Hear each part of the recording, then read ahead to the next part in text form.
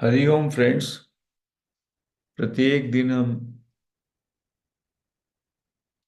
रमन महर्षि निसर्गदत्त महाराज की जो अद्वैत वेदांत की टीचिंग्स हैं और उनके द्वारा जो दिए गए ज्ञान सूत्र हैं, उन ज्ञान सूत्रों को समझ भी रहे हैं और उनका प्रैक्टिस भी कर रहे हैं जीवन में।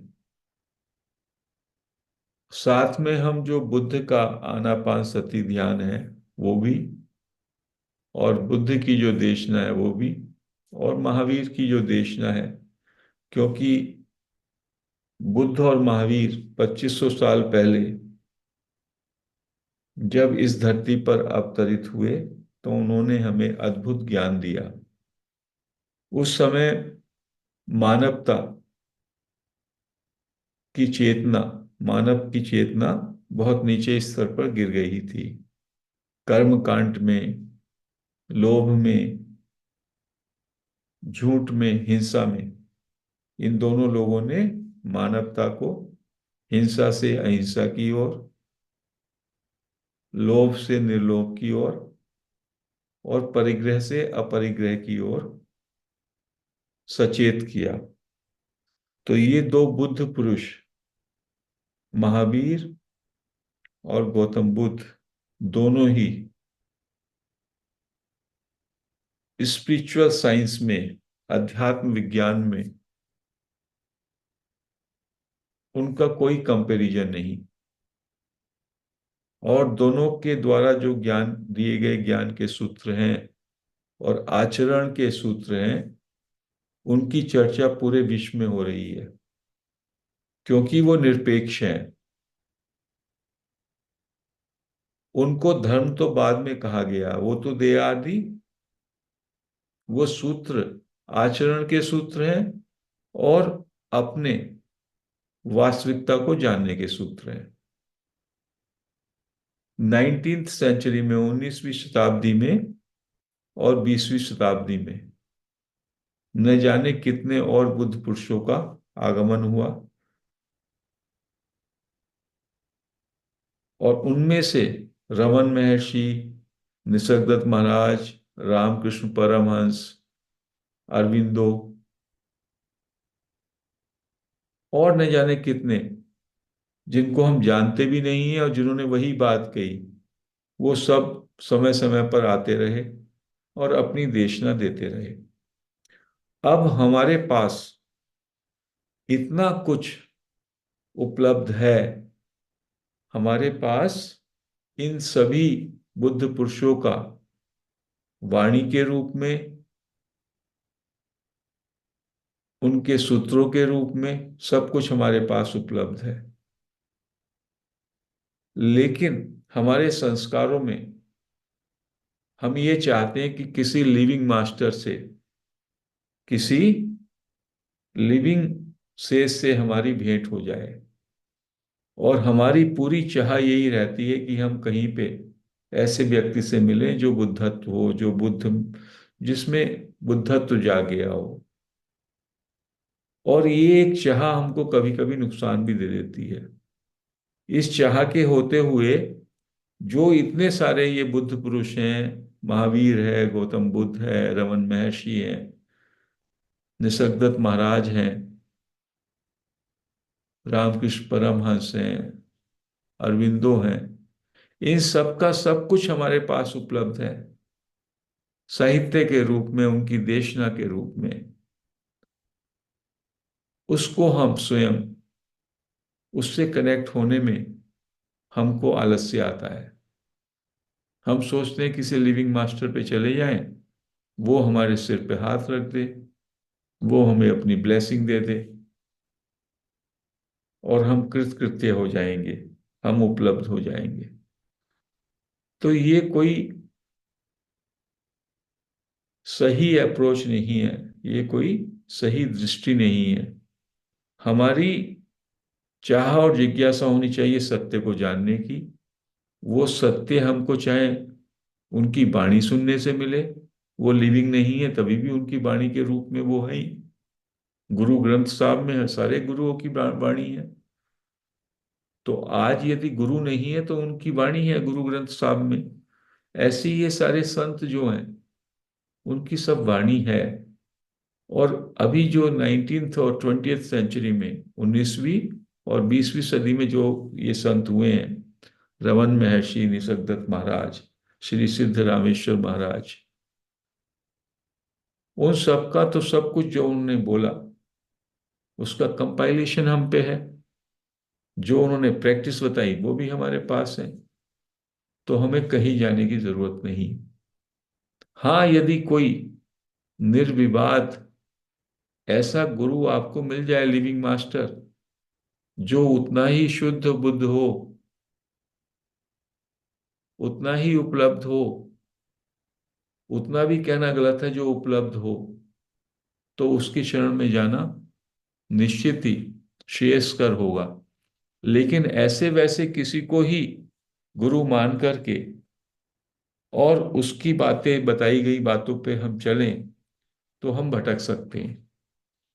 तो जो रियल सीकर्स हैं उनको इस मोह से, इस मोह जाल से बाहर आना होगा कि हमें किसी लिविंग मास्टर की ही शरण लेनी होगी।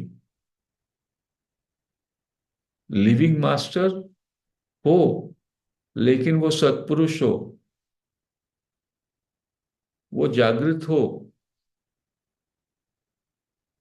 रियलाइज्ड हो, जैसे रमन महर्षि थे, रामकृष्ण थे, अरविंदो रहे, निसर्गदत्त महाराज थे। बहुत अच्छा, हम जा सकते हैं।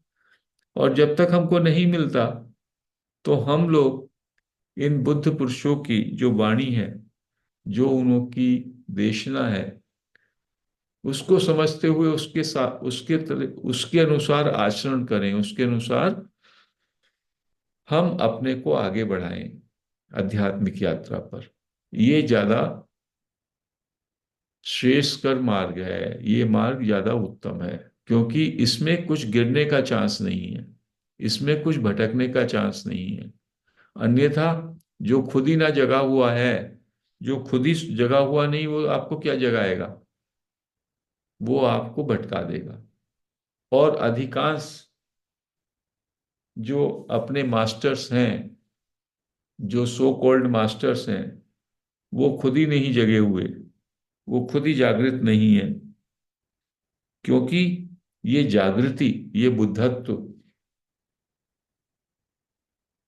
ऐसा सुलभ भी नहीं है। बहुत सुलभ भी है और इतना सुलभ और सहज भी नहीं है। तो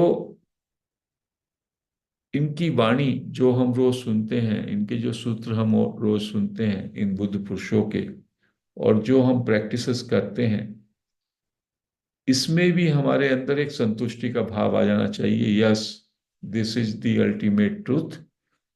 और हम इन्हीं सूत्रों पर आचरण करते हुए, इसको जीवन में उतारते हुए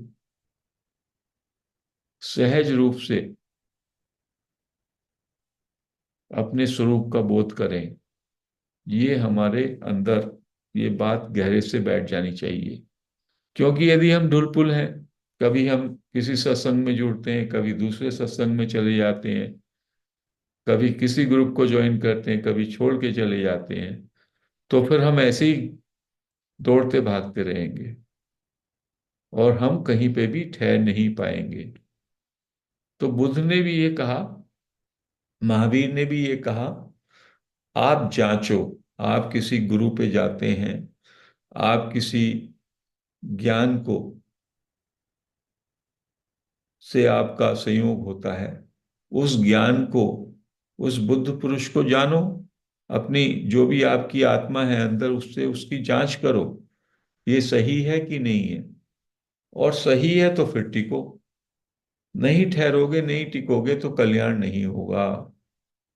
क्योंकि मन का काम ही है थोड़े समय वहां जा रहना, फिर दूसरी जगह भाग जाना, फिर तीसरी जगह भाग जाना, भागते ही रहेंगे। मन का मतलब है दौड़, और दौड़ में आप फंसे रहेंगे।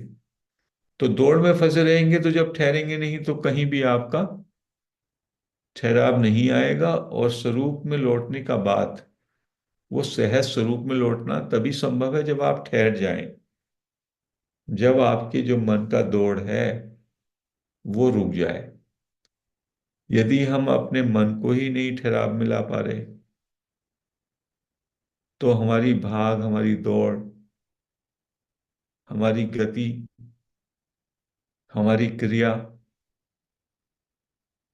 वो अभी भी जारी है। और जो ये तत्व है, जो आपका स्वरूप है, वो क्रिया और रुचि से, दोनों से परे है। बल्कि इन मास्टर्स ने कहा कि आप तो शुद्ध चेतन हो, आप तो स्वरूप में शुद्ध, निर्दोष, नित्य प्राप्त परमात्मा हो ही। आपका जो सेंटर है, आपका जो स्रोत है, उसमें कोई दोष नहीं, उसमें कोई मैल नहीं, उसमें कोई परिवर्तन नहीं, कोई विकार नहीं। वो तो जैसा का तैसा है। लेकिन आपको उसका बोध नहीं रहता। क्यों नहीं बोध रहता? दो कारण हैं। एक तो आपकी संसार के पदार्थों में, वस्तुओं में, संबंधों में आसक्ति है, और उनके संयोग का सुख लेना चाहते हो। संयोग का सुख आपके अंदर, मकान का सुख लेंगे, कपड़ों का सुख लेंगे, किसी के साथ संबंध है उसका सुख लेंगे। तो संयोग जन्य सुख की रुचि है आप में। और दूसरा, क्रिया के प्रति आपका मोह है उसके लिए। क्योंकि क्रिया की रुचि क्यों है? क्योंकि आपको मालूम है कि जो भी हमें ये पदार्थ और वस्तुएं ये प्राप्त करनी है, तो हमें क्रिया करनी पड़ेगी। तो हमारे अंदर सुख लेने की, बाहर की वस्तु, पदार्थ, प्राणियों से सुख लेने की चाह, और उसके लिए क्रिया की इच्छा, ये दोनों पूरी तरह से हमें जकड़े हुए हैं। और कहते हैं ये दोनों ही असत है। वस्तु, पदार्थ, संबंध सब असत है। और उसके प्रति चाह, वो भी असत ही है। क्योंकि ये वस्तु पदार्थ एक समय है और एक समय नहीं रहते। शुरू में नहीं है, बीच में है और बाद में नहीं है। तो गीता कहती है, जो शुरू में नहीं है और जो लास्ट में नहीं है, वो अभी भी नहीं है, ऐसा मानो। उसी का नाम है अनित्य। नॉन एग्जिस्टेंट, यहां तक कह दिया, है ही नहीं। और जो आप क्रिया करते हो, वो भी जड़ में होती है क्रिया। चेतन तत्व तो जो है, केवल है, जैसे का जैसा हैपन है वो, जिसको निसर्गदत्त महाराज कहते हैं हैपन। सिंपली, मात्र एग्जिस्टेंस और उसका नॉलेज। तो ये संयोग की रुचि कैसे नष्ट हो, इसके लिए कहा तीनों मार्ग हैं। क्योंकि केवल यही करना है आपको स्वरूप का बोध के लिए। करना क्या है? यही करना है कि संयोग की रुचि का नाश हो जाए। कर्मयोग में, कर्मयोग के माध्यम से भी आप जा सकते हैं इसमें, संयोग की रुचि का नाश कर दें। जो भी आप क्रिया करें, दूसरों के हित के लिए करें, अपने अपने लिए कुछ करें ना। जैसे ही परहित के लिए आप क्रियाएं करेंगे, जो भी आपके चारों ओर है, आपके परिवार के जन हैं, आपके कुटुंब के, आपके एनिमल किंगडम है, एनिमल्स, पशु पक्षी, प्रकृति, वनस्पति, सब कुछ दूसरों के हित के लिए करें, अपने लिए कुछ भी ना करें। तो उससे अपने में क्रिया और पदार्थ की रुचि नष्ट हो जाएगी। जब तक आप अपने स्वार्थ के लिए, उससे सुख पाने के लिए, अपने सुख पाने के लिए ये करते हैं, तब तक आपका, आपके अंदर क्रिया के प्रति और पदार्थ के प्रति रुचि रहती है। जब वो दूसरों के हित में लगा देते हैं आप ना, तो आपकी आसक्ति खत्म हो जाती है। ये है कर्मयोग। और ज्ञान योग क्या है? जो निसर्गदत्त महाराज, रमन महर्षि कहते हैं, सभी क्रियाएं प्रकृति और उसमें हो प्रकृति में हो रही है, सारी क्रियाएं प्रकृति और उनके तत्वों में हो रही हैं। और अपने स्वरूप में तो कोई क्रिया है ही नहीं। अपना स्वरूप जो है, अपना स्रोत, वो क्रिया विहीन है। ये विवेक आप में आ जाए कि जो भी क्रिया है, जो भी हमारी एम्बिशंस हैं, चाह हैं, वो असत में है और मैं सत स्वरूप हूं। मैं क्रिया से परे हूं, मैं चाह से परे हूं। ये विवेक हो जाएगा तो भी आपकी आसक्ति नष्ट हो जाएगी। इसको ज्ञान योग कहते हैं। और भक्ति योग, सारी की सारी जो भी आपकी क्रियाएं हैं, वो भगवान की प्रसन्नता के लिए करें, भगवत उपासना के लिए करें, तो भी आपकी रुचि खत्म हो जाएगी। तो चाहे तो सारी क्रियाएं संसार के लिए करें, चाहे उन क्रियाओं को आप प्रकृति के क्षेत्र में मान लें। जब आप संसार के लिए करते हैं तो कर्म योग हो गया। जब आप उनको प्रकृति के क्षेत्र में मानते हैं, ये आप में नहीं हो रही है, तो ज्ञान योग हो गया। और जब भगवान के लिए करा तो भक्ति योग हो गया। क्रिया के साथ अपना कोई संबंध ना मानो, क्योंकि कृत्या क्रिया के साथ संबंध मानते हैं, कर्तृत्व अभिमान आता है, ईगो आ जाता है। और संबंध मानने से और क्या होता है, कर्तृत्व का अभिमान और भोक्तृत्व। आप कर्ता के साथ साथ भोक्ता बन जाते हैं। तो क्रियाओं के साथ संबंध न मानने से करने और पाने की रुचि पूरी खत्म हो जाएगी आपकी। अभी तो हम करते क्यों हैं, हम पाना चाहते हैं कुछ। तो जब क्रिया अपने लिए रही नहीं, तो अपने लिए कुछ पाने की तमन्ना भी नहीं रही। दूसरों के लिए, सब दूसरों के लिए, संसार के लिए करो, या मान लो प्रकृति में ये सब चल रहा है, मैं तो इसके बियॉन्ड हूं, या भगवान को अर्पण कर दो।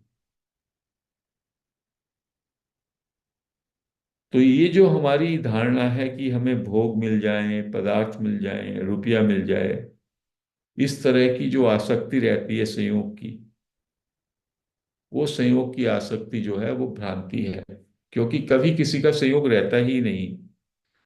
इस इन वस्तुओं का, पदार्थों का, संबंधों का नित्य वियोग हो रहा है।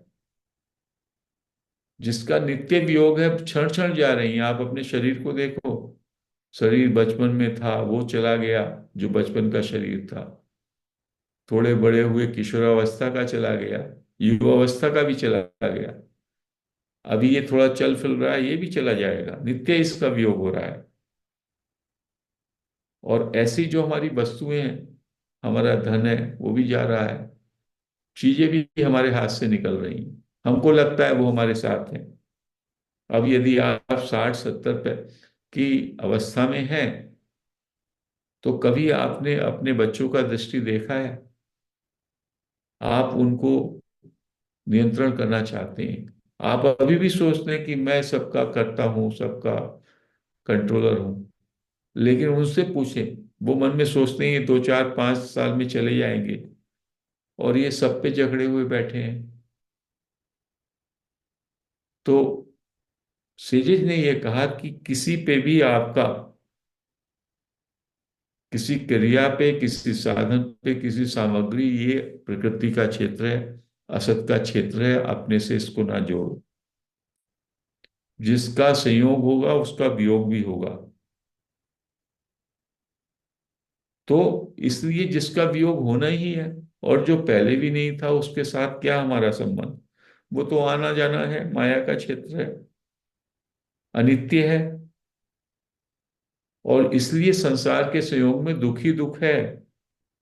क्योंकि जब आता है तो बड़ी मेहनत से दुख के साथ हम उसको अर्जित करते हैं। चाहे वो मनी हो, चाहे कोई संबंध हो, कितनी चाह तमन्ना रहती है तब वो आता है। और जैसे ही आता है तो उसको बने रहने का हमेशा हमारे अंदर चिंता रहती है, बना रहे। और वो चला जाता है तो दुख होता है। तो इसलिए संसार को दुख का आलय कहा। संसार जो है वो दुख का आलय है, दुख का भंडार है। उसमें वियोग होता है, वियोग में दुख होता है। तो संयोग की इच्छा ही छोड़ दें। और संयोग की इच्छा से हमारे अंदर संस्कार बने हुए हैं अंतःकरण में, उसी को वासना कहते हैं। जैसे ही हमें कहीं पे कोई भोग का अवसर मिलता है तो वो वासना जाग जाती है, उससे हमें संयोग की रुचि पैदा होती है। मान लो आपको अच्छा खाना कहीं दिखाई दिया, तो आपके अंदर वासना खाने की दबी हुई है, रुचि, वो एकदम जागृत हो जाएगी। मान लो कोई व्यक्ति मांसाहारी भोजन का शौकीन है, जैसे उसे कहीं मांसाहार अच्छा दिखाई देता है, इमीडिएटली अंदर जो दबी हुई वासना वो जागृत हो जाती है, और उसमें संयोग की रुचि पैदा हो जाती है, उसको खाने की तमन्ना। किसी को कहीं पे कोई और अच्छा टेस्ट है, ऐसी किसी से संबंध बनाने की है, तो वो उनसे संयोग की रुचि हम पे क्यों पैदा होती है? हमारे अंदर वासनाएं हैं। और फिर हमें वो मिल जाता है तो हमें क्षणिक सुख होते हैं, फिर दुख शुरू हो जाता है। तो इसलिए हमको इस पे ध्यान रखना चाहिए कि संयोग जन्य जितने भी सुख हैं उनका आदि और अंत दुख वाला है। दुख ही दुख पैदा होता है, और संयोग जन्य सुखों का वियोग होना ही है।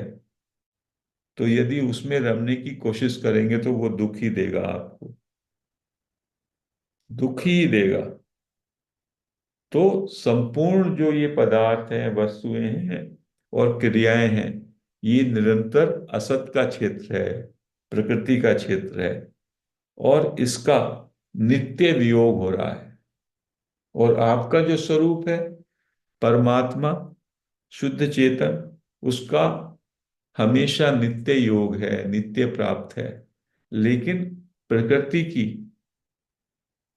वस्तु पदार्थों क्रियाओं के साथ जो हमारा संयोग का रिश्ता हो गया है, उसमें हम सुख की चाह रखते हैं, उसके कारण हमें अपना नित्य प्राप्त स्वरूप का ज्ञान नहीं होता, उसका बोध नहीं होता।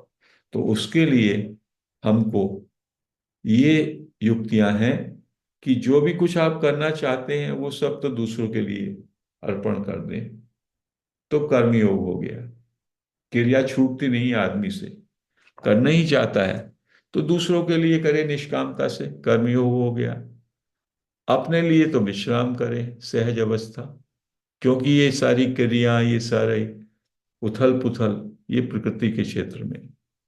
और अपने लिए विश्राम और श्रम दूसरों के लिए, और या ये सारी की सारी क्रिया भगवान को समर्पण कर दे, तो वो भक्ति योग।